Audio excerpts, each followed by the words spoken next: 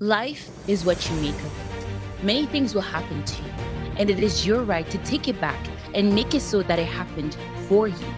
Because the world, as it's been presented to you, is not real.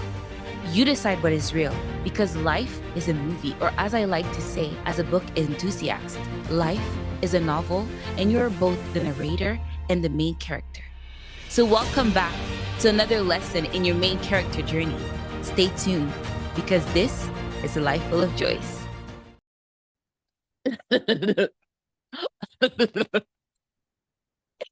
Oh my gosh. It's a life full of hope. It's a life full of joy. No more fear in my corner. I'm already fulfilled.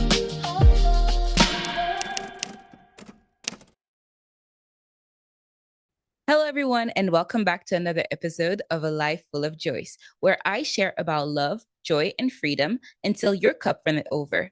Whether it's your first time here or you're a returning viewer, don't forget to hit the subscribe button and the notification bell so that you won't have to stumble upon me next time. You will just receive a notification. Now, without further ado, let's dive into the topic of today's video, which is reclaiming your narrative.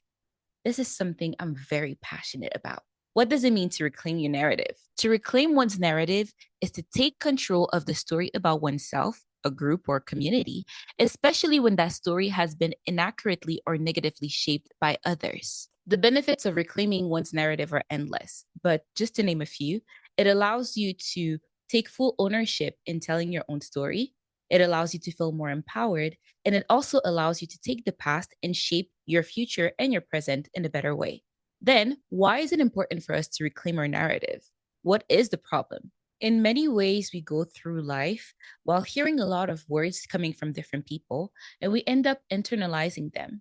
As I mentioned last time when talking about traveling, often there are a lot of things that we believe not because it is the truth, but simply because we haven't heard anyone say something different about us. When I do one on one coaching, one of the activities that I like to do is to analyze the different words that each person contains inside of their heart.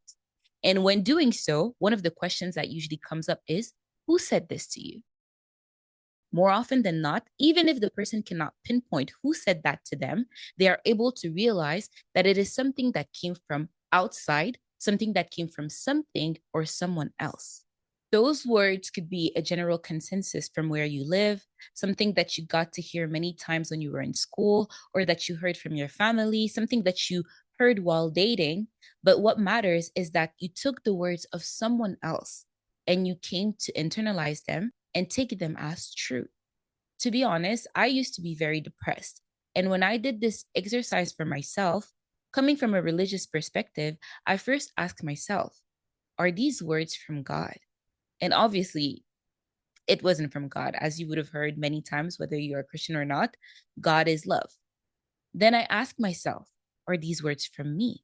And although I was struggling with self hatred at the time, I had to admit, I didn't want to say these things to myself. Therefore, I came to understand that these words came from outside. Whether there was ill intent or not, these voices became vessels in order to pour poison inside of you. This is why reclaiming the narrative is so important. Like this, you are able to find ways in which life is happening not to you, but for you, and how the different things that you went through can serve you or serve others. It is important for me to mention about serving others because there will be some things, no matter how hard you look, there is no greater purpose as to why it happened to you. It will not serve you in any way. I understand that oftentimes people come out of a bad experience with a new learning or something that has improved them in many ways. But I think we should never take for granted how many times that doesn't happen. You know, I think we should never take for granted how many people are broken by a bad thing. I think we, at times, have sort of valorized this idea. It happened to you for a reason. You know, and so now you get this kid who was abused by their parents or someone in their family, and you're like, it happened to you for a reason. It made you the person you are today. You know, or somebody who suffered a horrible trauma or a car accident, a terrorist attack, whatever it is, hey, it happened to you for a reason. You're gonna, look at you, you will be stronger. Or look at you today, you wouldn't be this person. You know what people forget to talk about? Is the fact that, yeah, you could have been a different version of you. You could have been happier. You could have been less wounded. You could have carried less burden. You could have been less hurtful because of that. And I think we should never take that for granted. I think we should encourage people to find the best. And we should always say to ourselves, hey, what can I get from this situation? What can I learn from it? How can I grow from it? But I am not a fan of anybody saying that they will keep it because it's made them who they are. Just because you've survived the storm doesn't mean that you should want to keep that storm. I would say forget the eraser test. I would say to you, there can never be an eraser test. Why don't we replace it with a pencil test, a pen test, a marker test, whatever device you want to use, and you go, if you could press this button and decide what story you write on the other side of the thing that happened to you, would you now write that story? And what story would you write? However, you are able to still repurpose that thing that hurts you so much by helping others, whether it is by embracing them when they tell you about how they went through the same thing, or even by protecting them through different advice or warnings that you can provide to them so that the same thing will not happen to them. I will not be diving into such deep subjects today, but I did want to make sure that this was addressed before diving into this video. So without further ado, we'll be talking today about 3 different ways in which you can reclaim the narrative of the different events that took place in your life. Now, all of these processes might be things that already happened, but I just took it after reflecting on different things that happened to me and I gave it its own name, okay? So there will most likely be a second part for this video because I don't want to cram everything in just one video. But if you ever know the official name for the different things that I'm mentioning, by all means, let me know in the comments below. So, process number 1, extrapolation. What is extrapolation? Well, this is a concept that I took from statistics.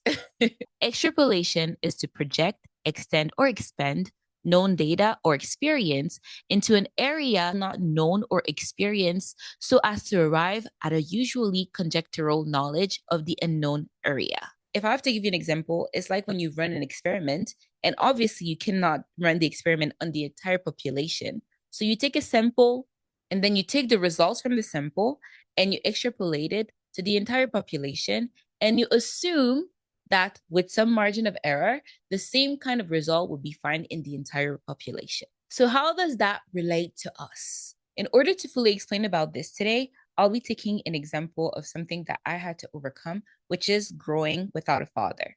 My father is still alive, but unfortunately, we didn't get to be very close as I was growing up. Have you ever heard of daddy issue? Well, this is a narrative that plagues a lot of young women and also a lot of young men, although I don't think we call it daddy issues for guys. So it's something that plagues a lot of people, especially when you are the only girl in your family, or worse, the eldest daughter. I don't even have anybody to run to. The whole family runs to me. I am the source. Now, what happens when the source is not there? You guys don't understand.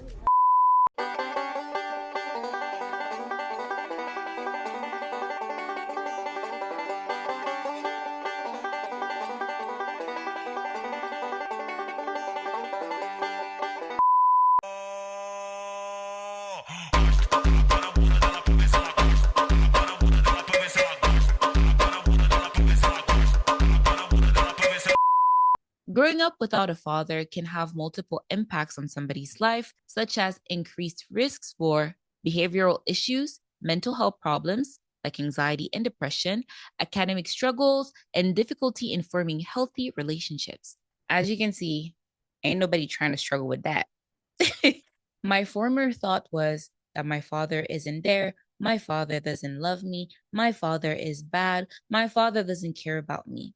All those different thoughts ended up impacting my other relationships and created other ensuing thoughts and beliefs inside of me as well. And that might be something that a lot of you watching might also struggle with at the moment.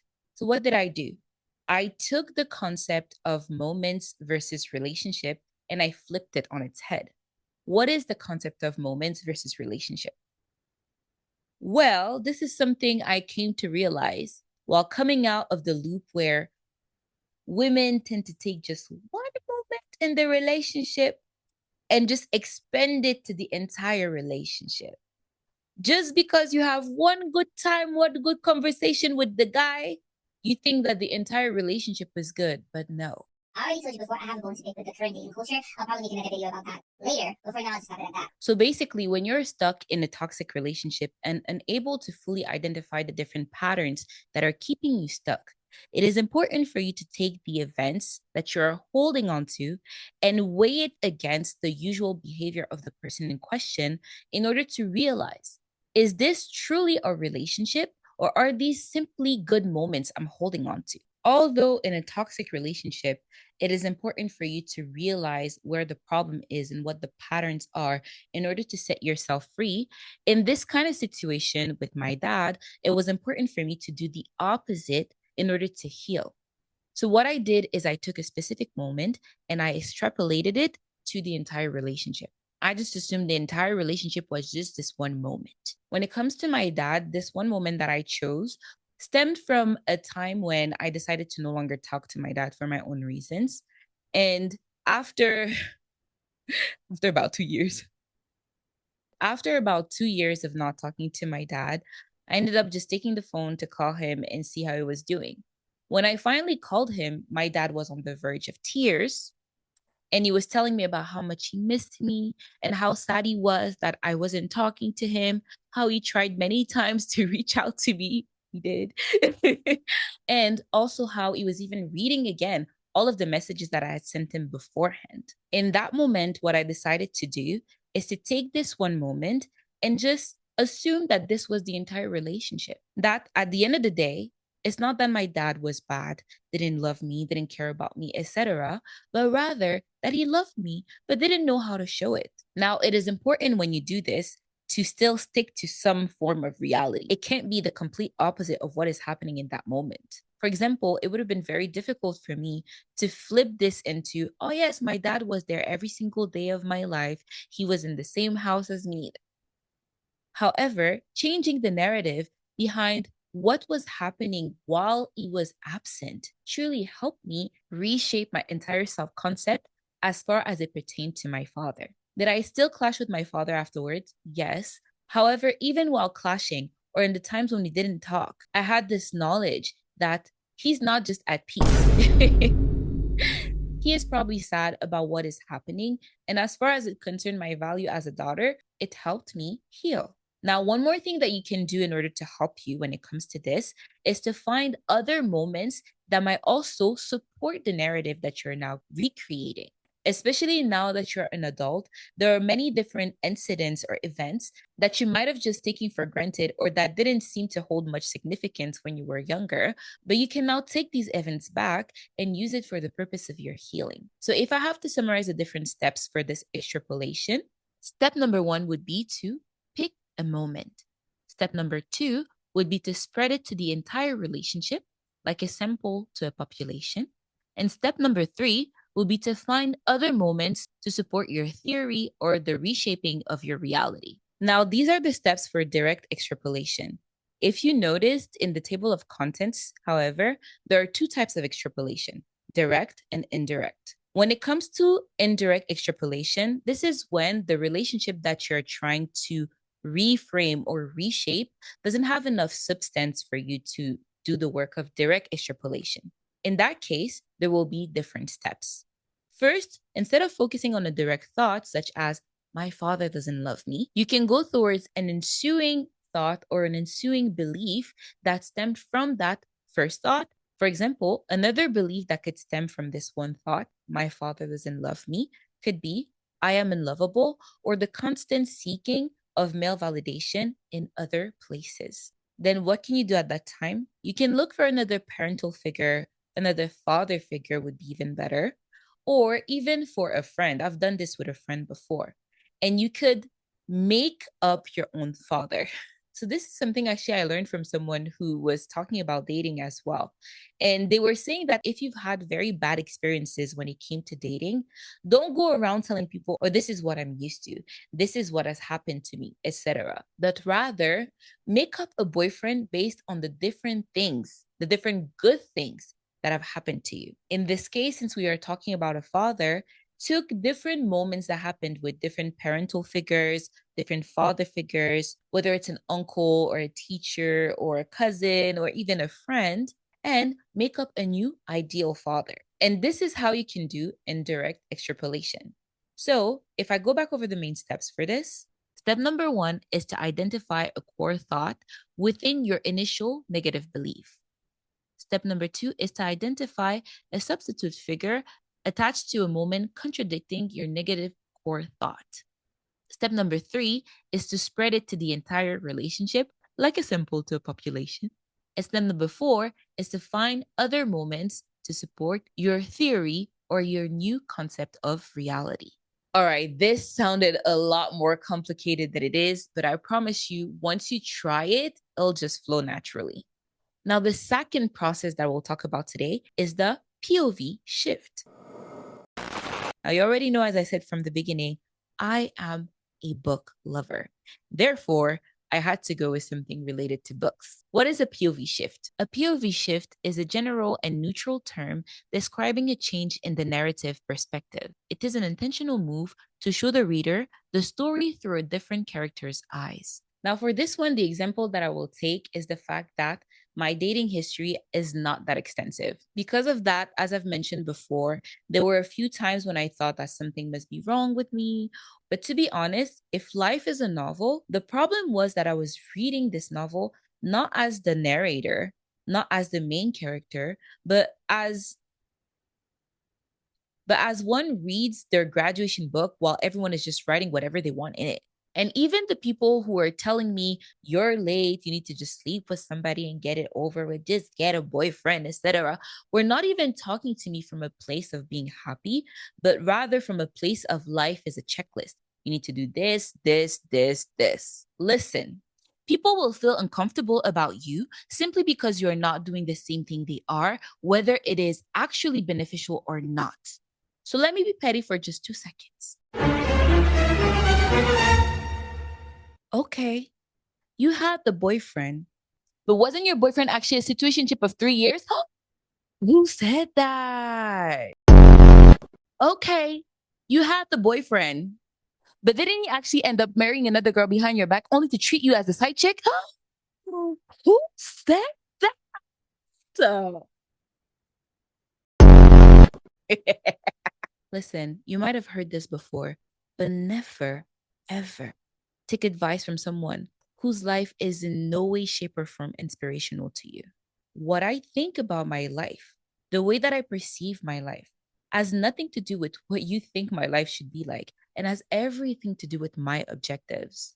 In order for the POV or point of view shift to work, you need to be honest with yourself. If you didn't date for a long time, is it perhaps because you didn't cater yourself to the dating market, which is okay? Perhaps you were focusing on school. There is an influencer that I love so much, and she always talks about how she used to be super nerdy all the way into her 20s and how she didn't date for the longest time. I remember when I was younger, I was being told, you should go and date and get money from these boys and da da da da da. But all I wanted was to play dress up game on Doll Divine. Doll Divine, I remember you.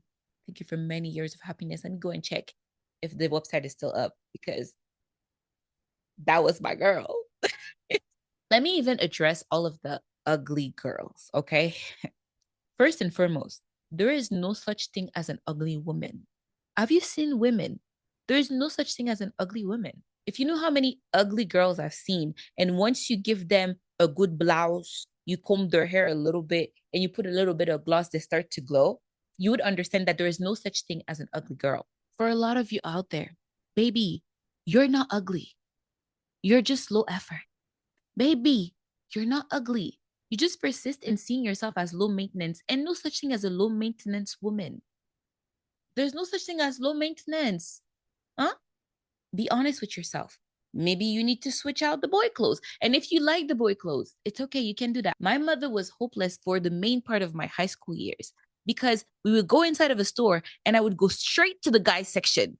Imagine the poor lady. I'm her only daughter. So if you want to do the boy clothes, you can, but don't persist in calling yourself ugly because of that choice that you made. It is very important for you to change the way that you talk about yourself. You don't have to go all affirmations and start telling yourself every morning, I'm pretty, I'm pretty, I'm pretty. but at least stop saying that you're ugly. Because the more you say that you're ugly and the more you believe it, the more you will adopt behaviors that match with your core beliefs that you are ugly and behaviors that will keep you ugly. So let's stop saying negative things about ourselves, especially if it's not your own words. Let them believe whatever they may, but be honest with yourself. I want to wear the boy clothes, and I'm going to continue wearing the boy clothes no matter what anybody is going to say, and I'm going to be happy with it. There you go. In the meantime, maybe dating might be a little bit difficult, but that's okay. You're just very niche. Somebody's going to like it, but don't say that you're ugly. Let other people say it, not you. Wake up. Now, if we go back to the main topic, which was about why you didn't date, whatever the reason may be, you need to be honest with yourself about your history. Is it that you didn't date because you were focused on school and building your career? Is it that you didn't date because I don't just give that title out easily? I don't just call anyone my boyfriend. Is it that you didn't date because no one has proven worth my time? Like, do you know how preciously I treat whatever is mine? And you want me to just take whatever boy and call him my boyfriend?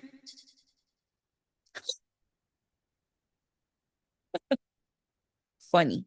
So yeah, this POV shift is something that you can apply to anything, not only dating, but also your own professional or academic choices, etc. However, I do like to use dating because it is something that is woven in almost everything that we do in our daily life. So when it comes to the POV shift, step number 1 is identify the words and thoughts of the general public about a specific situation of yours. And step number 2, change the point of view to see it from your perspective instead of theirs. Now, for the last process that we will cover in this video, we'll move on to the deep dive. Deep dive, an in-depth examination or analysis of a topic. Now, this one has to be one of my favorites, if not my favorite. If you know me outside of YouTube and you've seen me move through life without a care about whatever anyone might be saying about me or might be thinking about me, this is one of the foundation stones of my confidence. People will assume things about you and they will treat you according to their assumptions. People will assign thoughts and actions and words to you and will also treat you accordingly. However, if you fully master this process of reclaiming your narrative, you will overcome the fear of being misunderstood. If I have to sum this up in one sentence, believe that whatever you do, whatever you say, has a reason. Think about it.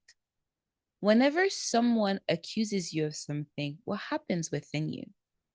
It is very easy for us in that moment to start questioning ourselves and to start doubting ourselves. What I'm suggesting is that when someone brings an accusation against you, instead of accepting this word that is coming from outside, this narrative that is coming from outside, try to understand yourself first. If someone comes and tells you, you are so manipulative, don't just accept it as you being manipulative. Yeah, I am manipulative. It's not the first time I've heard this. Oh, if people keep saying it, it must be true. No. Ask yourself, was I manipulative? You don't even need to ask the person. Ask yourself, was I manipulative? And if the answer is yes, ask again, why was I manipulated? You see, the human brain loves logic. Just think about all of the different games that we have on our different devices. We love logic, whether it is in our daily lives or to simply play games. You don't see people playing games with algebra. This reminds me of a concept that I've learned in school, which is called ethnocentrism. And basically, if I make it short, the things that seem normal to you might just seem normal to you solely because of your own cultural bias, because everyone in my culture does that. And something that seems weird to you might seem weird to you simply because you don't do it in your own culture. The conclusion that the teacher went to with this was the importance for us to understand a certain behavior within another culture even if we do not agree with it. Now, why is this important right now?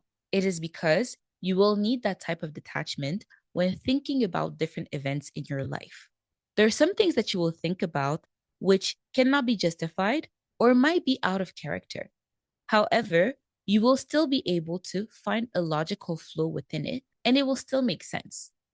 However, for you to fully be able to embrace the sense and the logic that you will find, you need to accept that at times some things will have a logical flow without necessarily being justified and without you being forced to accept it and agree with it.